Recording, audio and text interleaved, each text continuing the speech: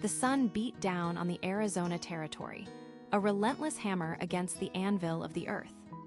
Alara squinted, her eyes tracing the shimmering heat that rose from the cracked soil, distorting the distant mesas into wavering specters. The only sounds were the rhythmic creak of her wagon's old wooden wheels and the tired, rhythmic plodding of her two horses, Job and Patience.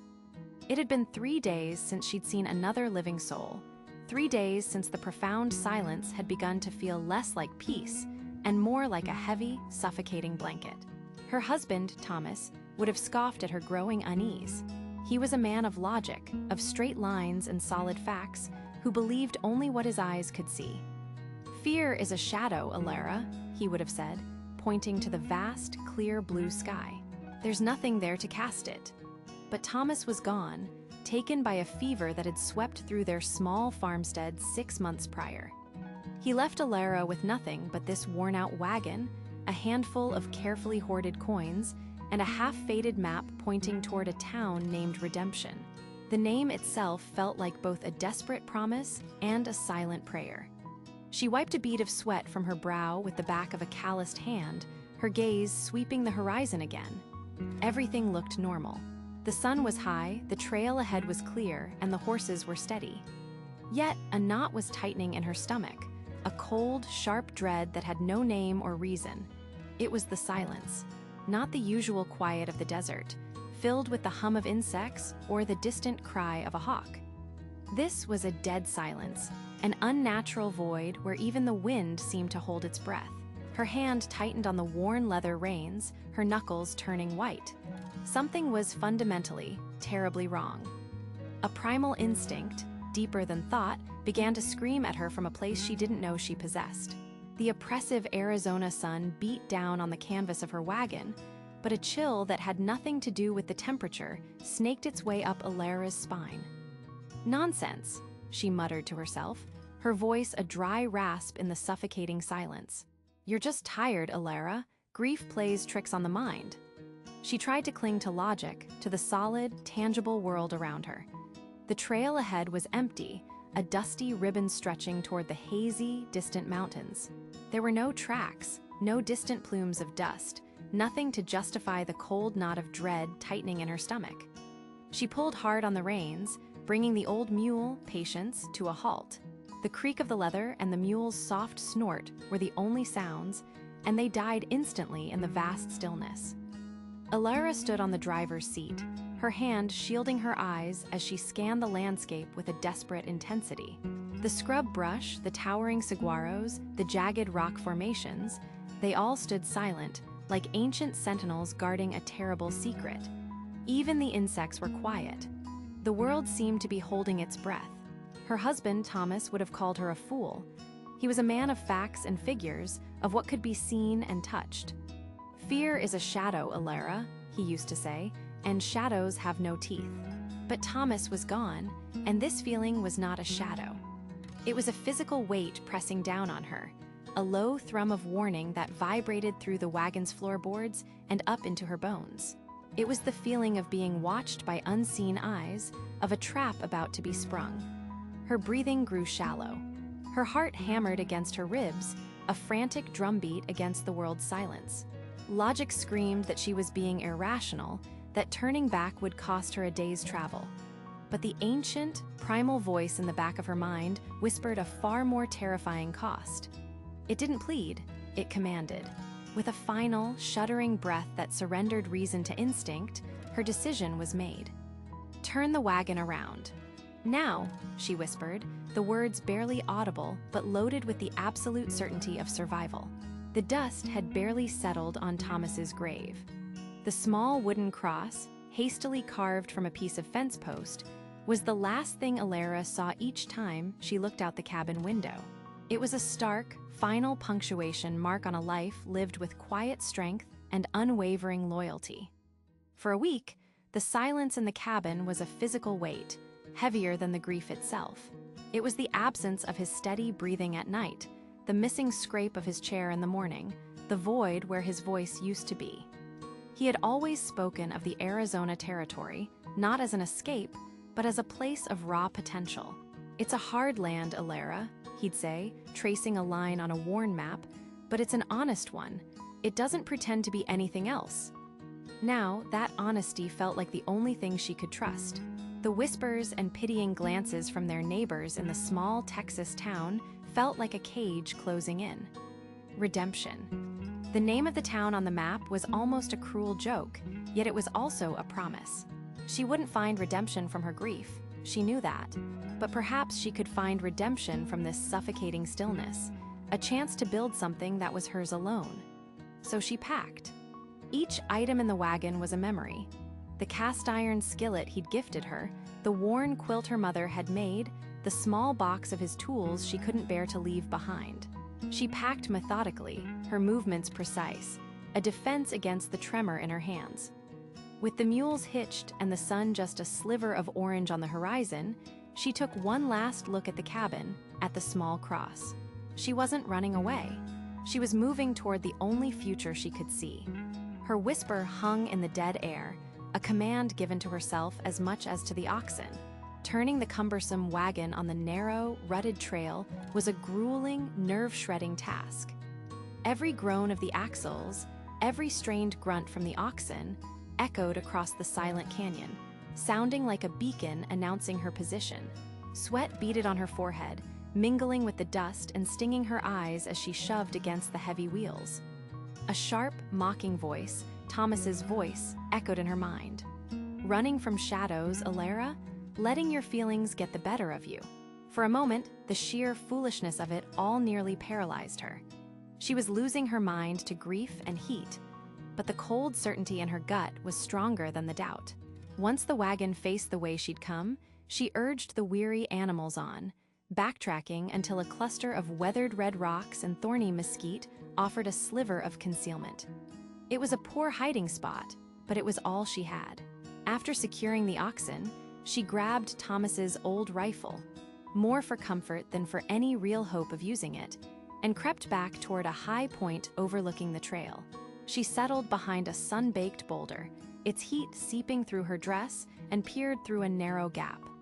The waiting was an agony of its own. The sun crawled across the sky, baking the landscape into a shimmering haze. Just as she began to yield to the conclusion that she had made a terrible mistake, she saw it.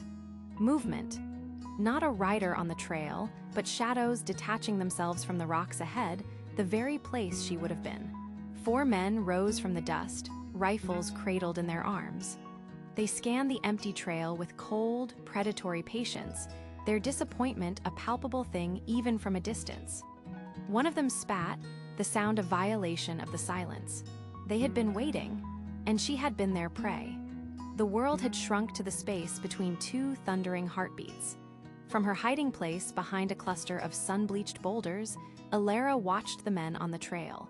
The initial wave of terror that had frozen her limbs was now receding, replaced by a chilling clarity.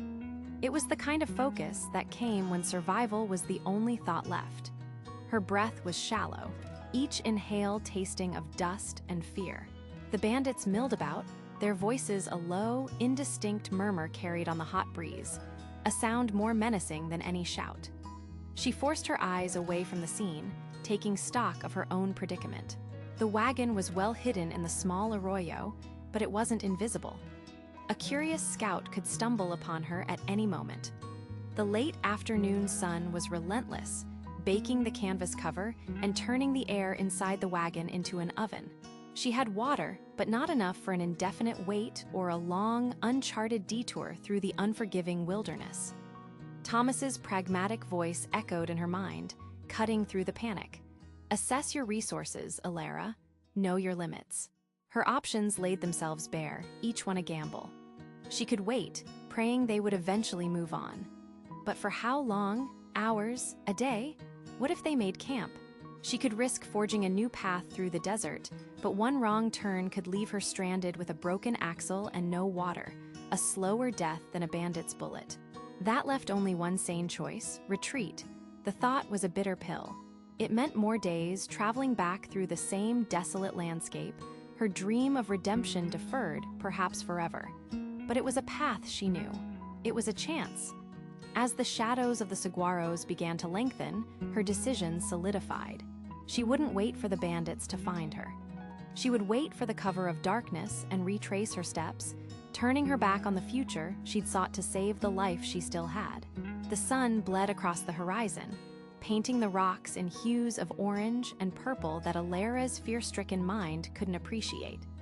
Every scrape of a lizard on stone, every whisper of wind through the sagebrush, sounded like the footfalls of approaching men.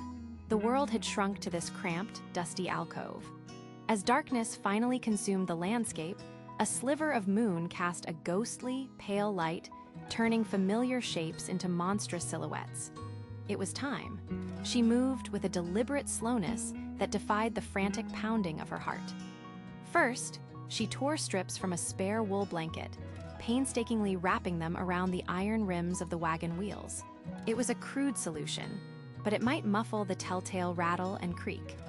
She gave the mule a final, small measure of water from her canteen before taking a scant sip herself, the warm liquid doing little to soothe her sandpaper throat. Leading the mule by the bridle, Alara eased the wagon from its hiding place. The muffled wheels crunched softly on the gravel, a sound that seemed as loud as a thunderclap in the profound silence. Every shadow seemed to hold a threat, every distant coyote howl a signal. This was the same path she had traveled with hope just a day before, but now it felt alien and hostile, a gauntlet of unseen dangers. Hours crawled by.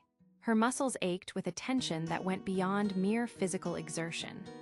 Suddenly, the mule stumbled, its hoof dislodging a fist-sized rock that tumbled down the slight embankment, clattering loudly in the stillness. Alara froze, her breath catching in her throat. She stood motionless for what felt like an eternity, straining her ears against the frantic drumming in her chest, listening for any shout, any sound of pursuit. Nothing. Only the cold, indifferent desert wind answered. She let out a shuddering breath and tugged gently on the bridle, forcing her trembling legs to move forward, deeper into the unforgiving night. 2 sun-scorched days and 2 moon-chilled nights of retreat had whittled Alara down to bone and will. The last of the water was a bitter memory, her throat a desert in itself. The mule, faithful but faltering, sagged in its harness. As the first hint of a third dawn threatened to expose them on the open flats, despair began to set in. This was it. She had escaped the bandits only to be claimed by the unforgiving land they roamed. Then she saw it. Not a town, but a weathered, hand-painted sign half buried in the sand, pointing down a path she'd almost missed. Oasis Springs Water and Trade. It was a name she'd never heard, a place not on her map to redemption. Hope, sharp and painful, pierced through her exhaustion. It wasn't her destination, but it was a destination. With a hoarse cry, she urged the mule onward. Every step was a negotiation with collapse. The wagon wheels groaned in the sandy track, a sound that was no longer a threat but a prayer. The sun crested the horizon, beating down with immediate intensity, but the sign had given her a bearing, a singular focus that eclipsed her pain. She saw the adobe walls an hour later, shimmering in the heat. A small, fortified trading post. Reaching the gate, she slumped against it, her knuckles barely making a sound as she knocked. A grizzled man with cautious eyes opened a small viewing slot. Seeing her state, he unbarred the gate without a word. Inside, the taste of clean, cool water was a resurrection.